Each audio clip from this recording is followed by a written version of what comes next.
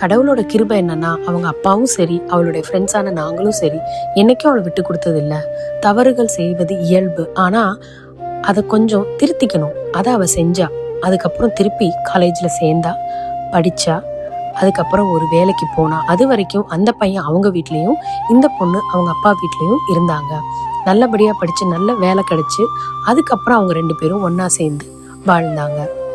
இதுக்கப்புறம் நேஹா மூச்சு பேச்சு இல்லாமல் அப்படியே பார்த்துட்டே இருந்தா. ஆண்டி, நீங்கள் சொல்கிறது, நான் சொல்கிறது நிஜமாக நடந்ததுமா. உன்கிட்ட நான் எதுக்கு போய் சொல்ல போகிறேன்? உனக்கு தெரியும் இல்லை ஆண்டியை பற்றி?